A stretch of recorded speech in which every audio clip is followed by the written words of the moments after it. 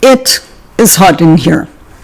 If you see sweat on my forehead, it's legit. But I also reviewed the last 2 videos I just shot and realized my little fan in the background was making a horrible buzzing noise. So hopefully that's gone this time and we can just enjoy the video. Hi everybody, my name is Sandy Boucher. If you're new here, please subscribe. I got some quality content for you if you're interested at all in Indigenous Canadian reconciliation, in Indigenous teachings, Indigenous worldview, even conflict resolution. You're going to find quality content here. And if you are a subscriber, hello, my friend. Welcome back. Today, as I promised yesterday, I've got a revelation video for you. Something happened last weekend that made me realize, wow, and I think by sharing it, again, you're going to get a real front row idea of what Indigenous worldview is like. But to explain this to you, I have to explain our 4 sacred medicines and why we use them. So let's talk about it.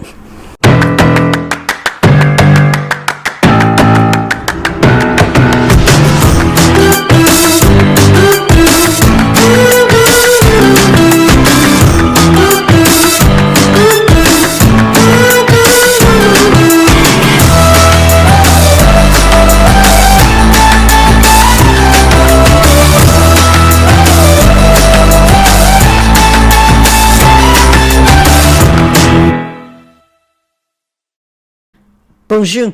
Mishko Paganan, Quay Nadishnakas Mangdodam. Hi, everybody. My name is Sandy Boucher.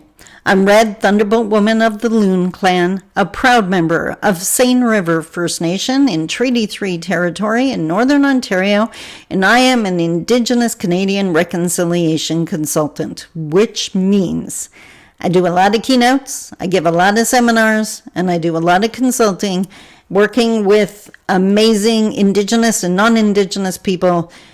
All of us are just trying to bring this country together in a way that has never been together before, so we can take all that energy from the infighting and apply it to other areas to make sure that we all thrive instead of just barely surviving. Now, I have a story to share with you, the revelation, but as I mentioned, first, I have to share with you about our 4 sacred medicines. They are the medicines we use in the smudge.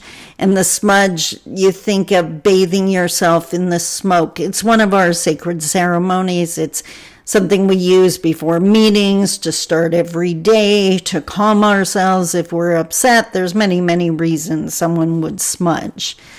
So the first medicine that I want to talk about is sage.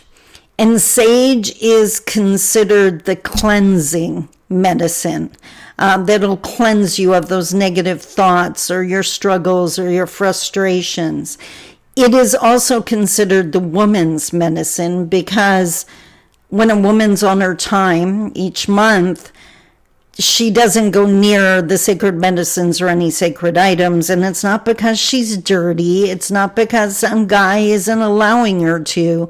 It's because in Anishinaabe culture, a woman on her time is more powerful than any of those sacred medicines or sacred items. And if she were to actually touch them, she would absorb the power from them, rendering them useless. So it's actually out of respect for the medicines and the items that we stay away. We are already in ceremony when we're during that time of the month. That's what we're supposed to be focusing on. But sage, as the woman's medicine, because on our moon time, our body is cleansing, sage is the cleansing medicine. So during that time, women can smudge. We just use sage only. The second medicine is cedar. And cedar is the protector. I personally, from my Indigenous worldview, when I'm driving around the city and I see some nice home with a cedar hedge, I smile. As I think to myself, they don't even realize they've protected themselves by putting that hedge between the world and their home, right? And one of the teachings, shall I share this now? No, I'm going to wait till I get to the story. Well, I can mention that we are taught that if we're going to go speak in front of an audience that may not be open to hearing us, or if we have to attend a meeting that might be hostile, then we put cedar in our shoes, just a little piece of cedar to protect us. So sage, cedar. The next one is sweetgrass. And sweetgrass gives us strength. If you think of the sweetgrass as braided, and we all know how strong a braid is. So we smudge with sweetgrass to invoke our strength as we go about our day to day. And then the last one is tobacco. And tobacco is considered the messenger. That the smoke is literally taking our prayers to Creator, which is why I have a problem with the modern day version of smudging in a bottle. I don't know if you've ever seen that. I've seen it way too flippin' often. Convenience is not reconciliation. And way too many times, smudge in the bottle has been made so that you can smudge in areas that don't allow the smoke. You're not smudging. There is no smoke. The messages are not getting anywhere. Go outside to smudge, right? Like, it's not supposed to be convenient, and it's not supposed to be colonized to fit a boardroom's rules.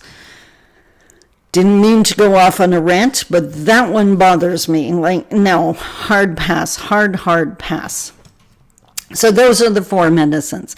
Sage to cleanse, cedar to protect, sweetgrass for strength, tobacco, the messenger. But today I want to talk about cedar.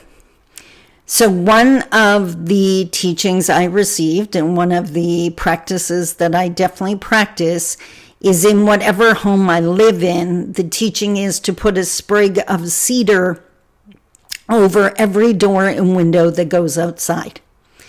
And the idea is it will stop negativity from coming into your home, whether it's a negative person, whether it's the negative thoughts and gossip of someone who's talking about you, that it will not get into your life and get into your home.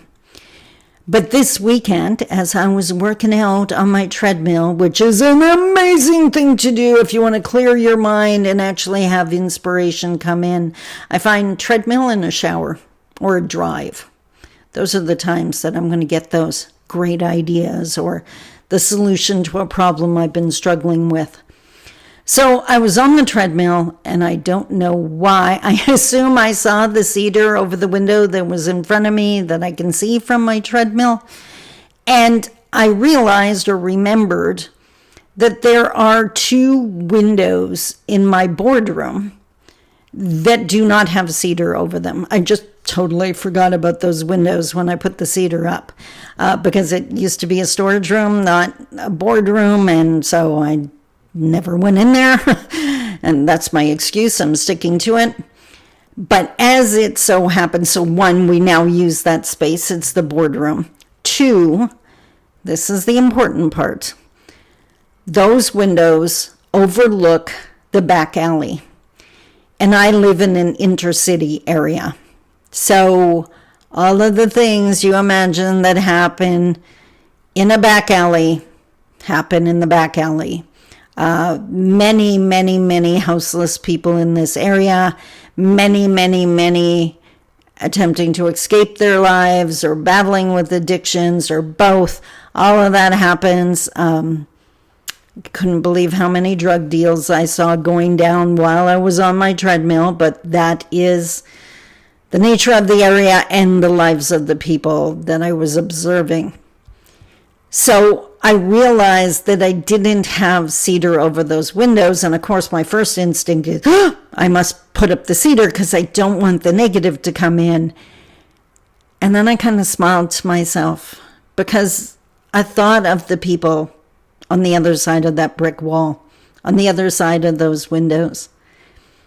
And as instantly as I thought I have to put cedar up, I thought, they're not the negatives. They are the result of way too much negativity. Their lives, their challenges, their mountains they're trying to overcome or their acquiescence, their giving up, is all the result of way too much negativity for any human spirit to take. So I kind of smiled to myself because you know what? I thought, I don't need to keep them out. They are not the problem. They're the result. And if some of my passion and positivity and hard work and prayers make it out the window to them, I don't think that's a bad thing. Just an indigenous way of looking at it. So I hope that made sense. Don't go appropriating our teachings now. If you're an Anishinaabe and these are your teachings as well and you just forgot to do it, well, feel free to go do it. If you're not, appreciate the teaching. Don't mimic it. That's important, especially on the path to reconciliation. Now, what do I have for you tomorrow? I know what Fridays is. Ooh. I've talked about internalized oppression before, several times. But this time I really want to focus in on, because I know way too many people, you know the definition, but you don't recognize it when it's right in front of your face. And we talked about the generalities of what people battling internalized oppression, what they do. I want to take that a step further, because there's a really good chance if you're working with Indigenous people, you're seeing these actions. We need to talk about that. But that's tomorrow. Until then, take care of you. I love you. Bye-bye.